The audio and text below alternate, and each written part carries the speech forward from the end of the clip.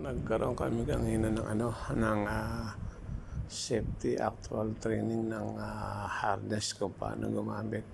So dumating kami na yung training tutor sa site. So nagkaroon kami ng biglaang training sa ng actual sa kung paano gumamit ang harness. Ngayon pinaliliwanag sa amin ng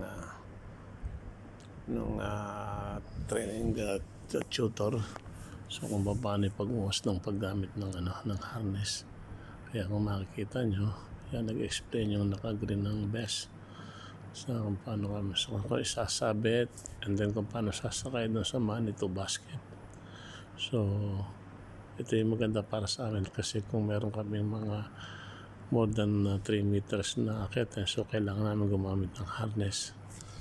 Yan, kung nakita mo yan, nagkaroon kami ng parang meeting muna, paliliwanag na sa amin kung paano sa paggamit ng harness. Yan, pagsakay doon sa Manitou,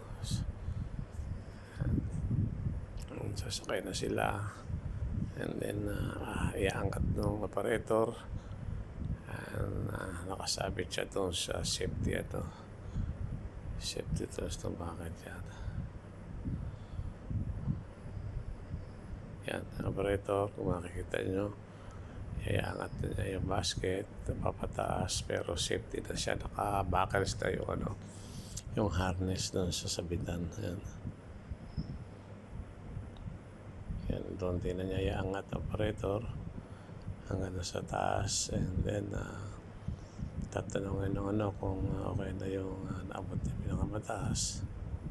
Yan yung mga members ng yung mga workers na pagtitraining. Marami kami,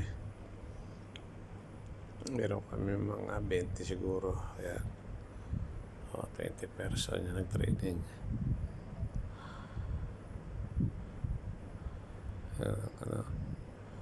Iaangat siya doon sa taas para mabot ko yan, nakasabit, nakabakal na siya doon sa pinaka lifting hook.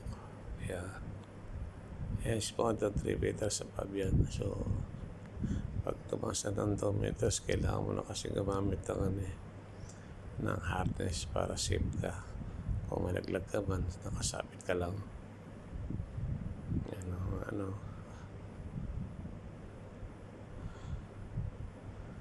Yan, dire-diretso lang yung pagtitraining. Dala-dalawang pares, bawat isang set. Siguro mga 8-9 na pares kami. Mga 18 or 20 person yan. Yung kanwana yan, pakikita mo, inaabot mo yung mataas na bagay para ipakita na so pag nakarating na doon sa pinakataas, bababa na uli, and next set naman magsusot ng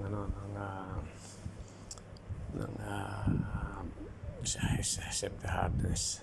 Yan guys, kung makikita nyo, ibinaba ng operator, bababa na yung dalawang trainer, yung training, nagte-trainee, yung dalawang trainee. So papalitan ulit ng pangalawang